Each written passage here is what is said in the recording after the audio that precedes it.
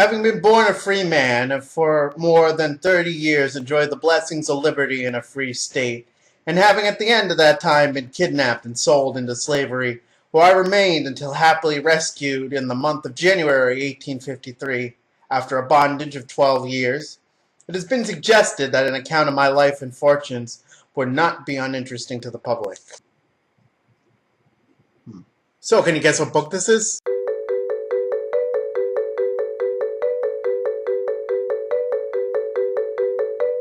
So if you haven't guessed by now, and I hope you have because it's also the title of the vlog, I'm going to be reviewing 12 Years a Slave by Solomon Northup. So Solomon Northup was an African-American man living in the North during the time when America was still split between slavery. He was living in New York at the time, and he had a family, he had a wife, he had kids. He is lured down to Washington, D.C. By these two businessmen. He is promised a lot of money. He's promised a good job. So when he goes down to Washington, D.C., he's drugged, and he wakes up, and he finds himself in this slave pen. And that's basically when everything just turns to absolute shit. He basically loses his freedom, loses his liberty, and is sold down south into slavery.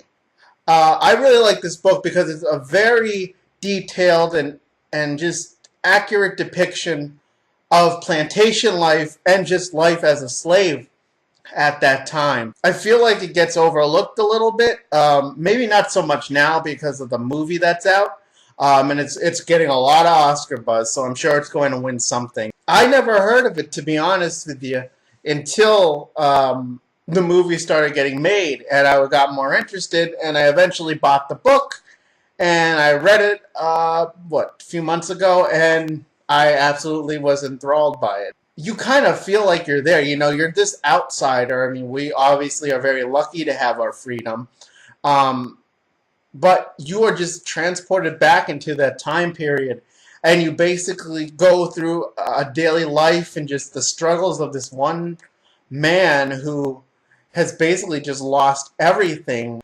It's a part of history which I think we're ashamed of, but it's important to know about, just like the Holocaust in my last review. I mean, these things still have such a lasting impression on us. You see the horrors of slavery to no end, but you also read about the skills that a slave had to know, and just the gruel work days that a slave had to be put through with only about 3 days off, and that was for Christmas holidays. He goes into great detail about that. And another thing that I thought was interesting, this doesn't necessarily make it any much better, believe me. There were slave masters. Let's just say some were nicer than others. I think for the first master that he goes to, he understands the inhumanity of slavery. This is an issue. This should not be. This may not be the right thing to do. Walking that fine line of his own humanity and owning slaves because a society that he lives in told him that he kind of has to, and it's really sad that the country was that way at the time, but of course here we are. Racism is still alive and well, but let's be thankful that we do have our freedom. So yeah, go read 12 Years a Slave. It's absolutely amazing. Any history lover will like this. Anyone just curious about that time in America will love this. Honestly, I think everyone should read it. It will give you a very interesting insight into slavery at that time. The movie is fantastic, and I know it's still playing at a lot of places just because it's been doing so well. The director, Steve McQueen, absolutely got it spot on. There were a few scenes that I would have liked to see in the movie that weren't, but are in the book, such as some moments with Tibbets, and he's actually an overseer. And he is absolutely revolting. And Paul Dano just plays him in this way that just absolutely kind of makes you laugh at how evil this guy is. Of course, you got Edwin Epps, who is played by Michael Fassbender, and absolutely evil. And the thing with the movie, there is basically no remorse. You see slavery at its harshest. And the guy who plays Solomon Northup is absolutely incredible. I recommend this film very much so. I actually saw it twice. I may go see it again now that I'm thinking about it a little bit more. You go through this journey with Solomon that is absolutely heart-wrenching. That's basically all I have for today. But yeah, I recommend the movie and I recommend the book. I'll leave the link to the trailer down below. An interesting fact, Solomon Northup, he wrote this autobiography, this memoir. He was very active in the movement to abolish slavery.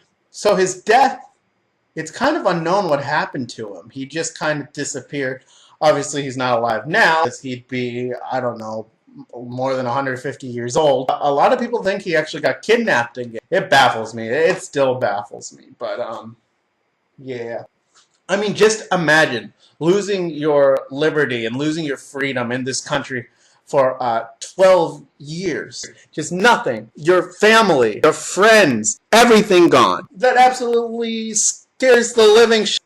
Slavery is still alive and well. And this movie, though it's about an older time in our country, in America, you know, slavery still happens in many, you know, all around the world. I mean, you have laborers, sex trafficking, which is a big issue in this country. You even have the slavery of your own mind from drug addiction. It's still a problem. Everything that I've just mentioned is still a big problem in this country, but also in the world. You know, it's important that we hear these stories because they're the things that will inspire us to really open our eyes and hopefully make a better life for our generation now and the generation to come.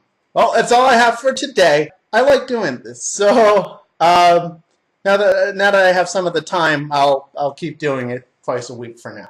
All right, well, I'll see you Wednesday. Peace.